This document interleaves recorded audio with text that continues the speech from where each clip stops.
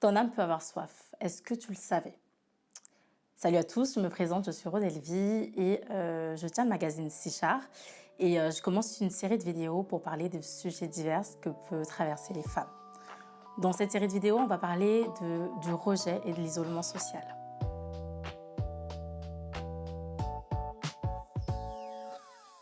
Je commence par dire que ton âme peut avoir soif. En effet, dans Jean 4, on voit l'histoire d'une femme. C'est la femme samaritaine. Elle rencontre Jésus au puits, donc un puits qui s'appelle Sichar.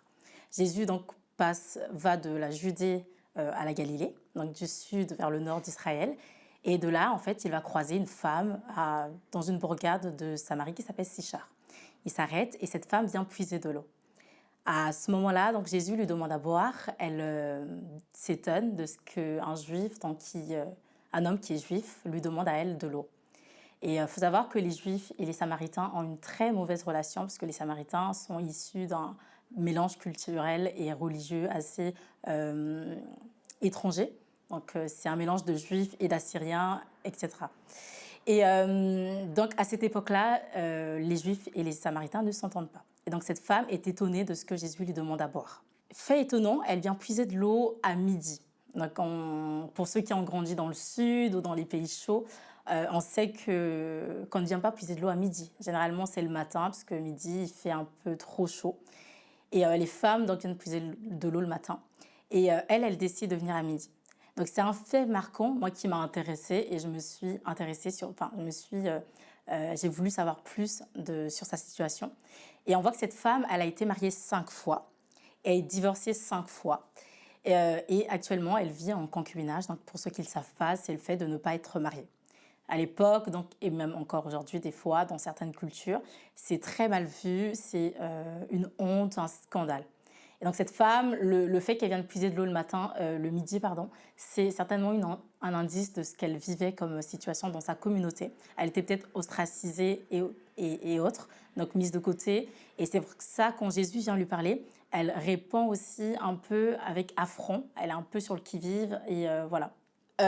Cette situation m'a interpellée, donc cette histoire m'a interpellée parce qu'elle met en lumière des situations, des choses que des femmes peuvent vivre, enfin même les hommes, mais je parle principalement femmes parce que du coup je suis une femme et que je suis passée par là certainement. Et oui, je suis passée par là. Et sa situation, c'était en fait le rejet et l'isolement. Pourquoi le rejet? Parce qu'en fait le rejet, c'est le fait de se sentir incomprise, mal aimée et mise de côté. C'est le fait de ne pas se sentir reconnu. Notamment, les psychologues appellent ça la blessure de l'âme, la blessure du rejet et la blessure en fait de la non-reconnaissance.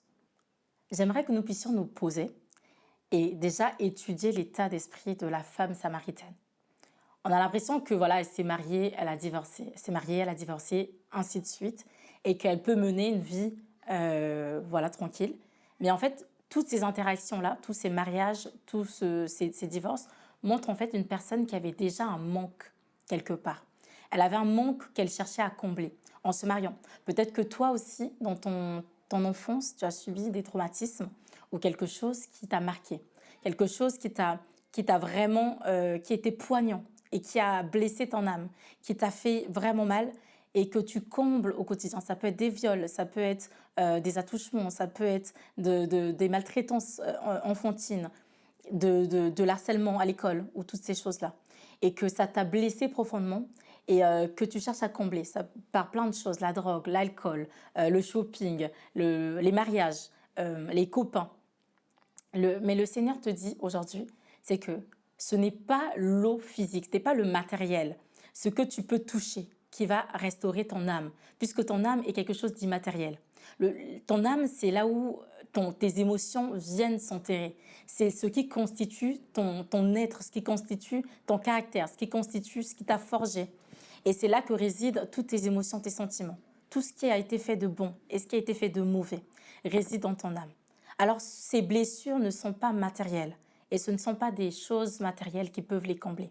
C'est pour ça que Jésus dit à cette femme, ce n'est pas l'eau que tu viens puiser ici qui te donnera d'être rassasiée, te donnera de ne plus avoir soif. Ça ne va pas assouvir ce manque que tu as, que tu cherches dans tes mariages. Mais c'est uniquement une rencontre véritable. C'est uniquement l'eau que le Seigneur te donne, qui est la parole de Dieu. C'était Rodolphe pour Sichar, donc reste connecté pour la suite, mais surtout aime, partage, ça peut aider des personnes. Et si jamais ça t'a fait du bien et que tu t'es reconnu dans ce cas, n'hésite pas à laisser un petit commentaire ou à nous écrire en privé, et ben on discutera ensemble.